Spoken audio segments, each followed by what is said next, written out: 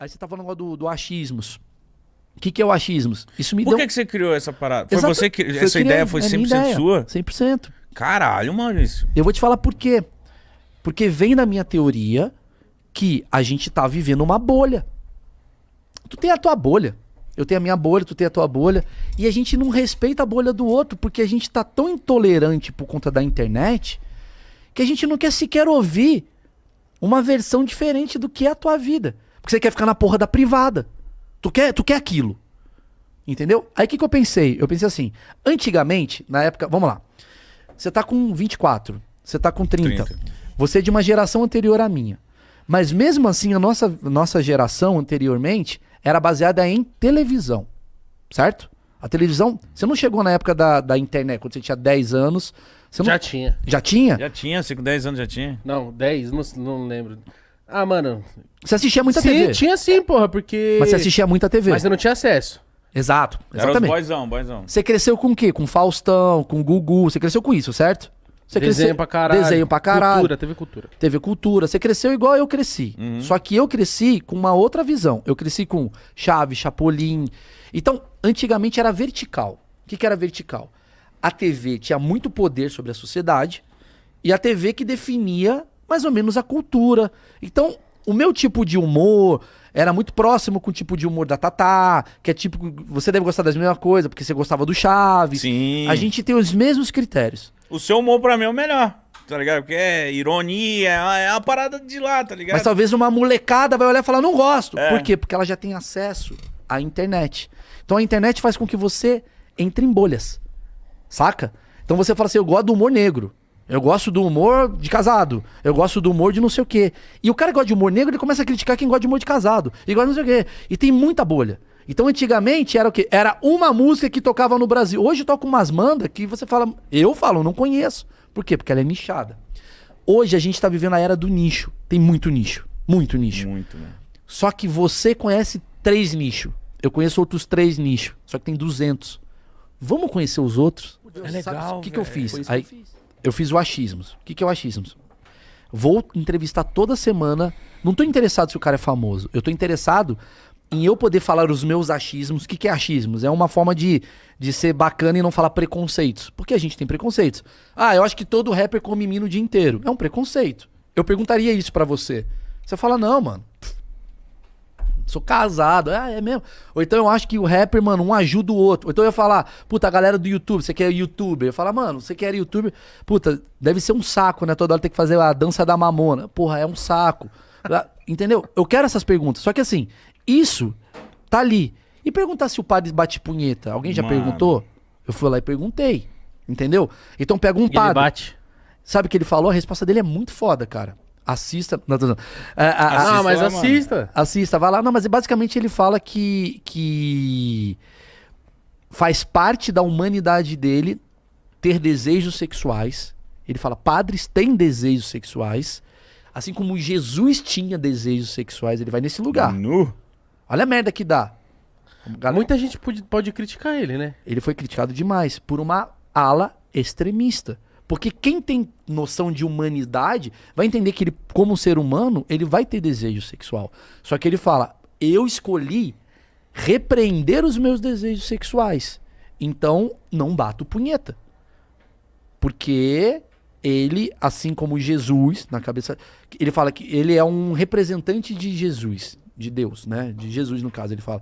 Eu faço aquilo que o meu Senhor, na cabeça dele, fala, que é o Jesus, no caso, Jesus é o cara que ele idolatra. Eu faço exatamente aquilo que Jesus fez, porque Jesus é um ser humano, embora filho de Deus, que tinha uma missão. Eu vou tentar fazer a missão dele. O que a missão dele falava? Que não pode comer isso, não pode fazer aquilo, não pode fazer... Então eu vou fazer igual. Então, ele mesmo explica. Jesus tem uma história que ele fala que é maravilhosa. Que ele fala que Jesus ficou 40 dias, acho que no deserto... Não, quantos anos? 40 dias. 40 dias no 40 deserto. dias, né? É. 40 dias no deserto, ele fala, Sendo testado, né? sendo testado. E ninguém sabe o que ele fez. E ele fala, por que ele fez isso? Porque ele foi se conhecer. Será que ele fez merda naquele período? Pode ser que sim, pode ser que não. E aí a gente vai num papo humano. Aí de repente eu tô falando com um padre sobre o WhatsApp. Você tem WhatsApp, padre? Você manda WhatsApp? Você ganha dinheiro? Quais perguntas que a gente não tem? Aí eu falei, caralho, padre é legal. Pss, qual que é o próximo? Carcereiro. Eu não faço ideia. Qual foi o seu primeiro? Meu foi o da Cunha. Nós temos, você vê uma coisa, é uma minoria da minoria. Você tem o que no Brasil 20 mil padres, então é muito pouco. Vocês têm grupo de WhatsApp de padres? Nós temos. A gente se comunica. Na Arquidiocese nós temos grupo de WhatsApp, nós temos... Mas você fala com o padre de Campinas, o padre de... Não, tem um padre que falou, esse padre tá bombando. Não, na verdade, eu detesto grupo de coisa. Eu tenho que estar nesses grupos de WhatsApp, porque às vezes a comunicação vem por ele. Mas às vezes não, acaba tendo amigos de outros dioceses e tal. Sim. Na verdade, há essa distribuição... da igreja, assim, você tem os padres que são padres de congregações religiosas, tem os padres que são das dioceses, né? Então tem as dioceses maiores, as dioceses menores. Sim. É muito bem organizado toda essa coisa da igreja. É o seguinte, por exemplo, ninguém engana, quando a gente está no convento, no seminário, ninguém está enganando a gente dizendo, você não, a sua vida vai ter uma surpresa lá na frente que você não vai poder fazer isso. Não, ninguém fala. A gente já sabe. Eu tô ali, como você falou, eu tô ali, eu sei. Eu sei que eu não vou casar, eu sei que eu não vou ter filhos, eu sei que eu não vou ter mulher, eu sei que eu não vou ter essa parte afetiva que eu possa viver de uma forma como todo mundo vive. Eu sei disso. E eu tenho a mesma liberdade para dizer, eu não quero isso, eu quero isso. Isso é questão de maturidade. Se isso não fosse para mim, eu diria, não vou sair e tal, como muitos dos meus colegas saíram. Mas essa lei, que eu digo, é lei mesmo, que é uma lei, é uma norma disciplinar na Igreja Católica, de que o padre, ele não casa. Por que eu estou dizendo norma disciplinar? Porque não é nenhuma lei bíblica, canônica, que ele não deva se casar. O padre deixou de casar no século VI. Isso, no século VI ele começa, antes os padres se casavam normalmente, tanto é que os padres ortodoxos, né, os padres, eles até hoje casam, os padres ortodoxos casam, não há problema, também como os pastores não têm casas, mulheres também não há problema, então não há problema no casamento. No cristão ser casado. Não há problema no cristão ser casado. A igreja, ela chegou a um consenso, isso a partir do século VI, que o padre deveria imitar Jesus em tudo, mais ou menos nessa coisa. Deveria imitar Jesus em tudo em quê? Porque Jesus não casou. E por que Jesus não casou? Para que ele pudesse estar mais disponível para as pessoas, para que ele pudesse ter liberdade de estar ali, né? Não tem nada a ver, eu pensei, tem gente assistindo e falou assim, o padre não casou para não dividir herança. Não tem nada disso, é bobagem. Não, acho que a galera nem pensa isso. Não, porque na verdade a nossa relação com a igreja não é uma relação societária. Então, na verdade, não existe assim, eu sou padre, então as coisas da igreja me pertencem. Mas não tem uma história que Jesus, por exemplo, aí a minha pode. Jesus foi pro deserto naquele período que ele ficou, que ninguém sabe o que ele fez, se lá talvez ele tenha, tipo, as sombras dele, sei lá, se ele se envolveu com uma... Porque você consegue confirmar pra mim que Jesus, nos seus 33 anos de vida, ele não teve nenhuma mulher? Não, sabe por quê? Vou te falar uma coisa, é uma questão até de lógica, olha que intenção. Primeiro, a gente tem a questão da tradição que eu digo assim, nunca foi falado nenhum tipo de relacionamento de Jesus com alguém. Segunda coisa, a gente tem o relato bíblico que não fala também. Então nós temos tradição, relato bíblico e historicamente não. Mas olha que interessante. Jesus é um judeu. É um problema danado para um jovem judeu não ser casado. Sim. É um problema muito grande. Jesus não casar era um problema para a sua pregação. Era um problema de autenticidade naquilo que ele dizia. Então seria muito melhor para Jesus que ele fosse casado. E seria muito melhor para a igreja no começo arrumar uma mulher para Jesus. Porque seria mais convincente quando Jesus começasse a falar. Olha, Mateus escreve o evangelho dele direcionado para os judeus. Putz, Mateus teve um problema muito grande para convencer os judeus que aquele rabino, o rei rabi, aquele mestre, ele não tinha casado. Sim. Então, na verdade, Jesus poderia ter facilitado muito se ele tivesse casado. Mas ele optou por não casar, por não ter nada. Por quê? Porque ele dizia, Jesus disse, meu reino desse mundo, eu não estou ligado com essas coisas, tá. Existem essas coisas, Jesus teve um relacionamento com Maria Madalena. Não tem nada, não existe nada provado. Pelo contrário, Jesus tem uma proximidade com as mulheres, não só com Maria Madalena, mas com várias mulheres que seguem o grupo, que é diferente dos rabinos da época. Porque Jesus ele chega com uma maneira que abala toda a religião. Lembra que Jesus não é religioso, hein? Jesus, ele não faz parte do sacerdotes. Ele não faz. Quem que ele era é do povo. Justamente. Quem que era a religião? Quem que era os sacerdotes, a religião constituída?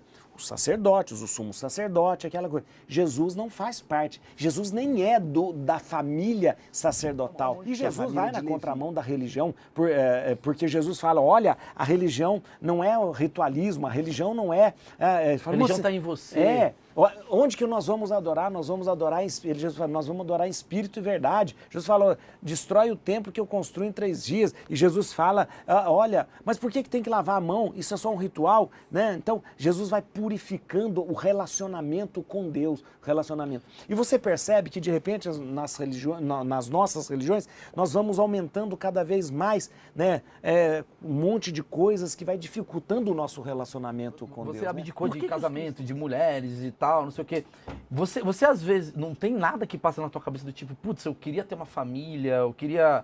Porque eu imagino que você é homem, você tem seus desejos sexuais e questões e tal. Aliás, isso é uma das coisas importantes. O padre não pode ser uma pessoa sem, por exemplo, um assexuado, ele não pode ser uma pessoa que não tenha, não esteja completo. A virtude está justamente em você ter todas as funções perfeitamente em dia e mesmo assim abdicar por causa de Deus. E por isso, então, por exemplo, o fato de eu ter ficado padre não tirou meu desejo sexual, não tirou a minha libido, não tirou nada disso. Mas como é que funciona para você? Funciona justamente por quê? Porque, na verdade, eu escolhi isso na minha vida mas... como o principal. Não, como o principal. Tem como ficar sem sexo? Tem sim. Não é só o padre que fica sem sexo. Né? Tem pessoas que abdicam do sexo por causa da ciência. Tem gente que abdica. Os monges tibetanos também. Então não é uma coisa... Alguém que está casado também. Aquele humor aí para dar aquela descontraída. Então não é uma coisa muito fora do comum. E não é... Por quê? Na verdade, quando você assume e fala assim, minha vida é assim, eu sou feliz assim, porque eu devo ser feliz assim, eu não posso carregar isso como um peso também. Se fosse um peso para mim, Maurício, eu teria, eu não aceitaria.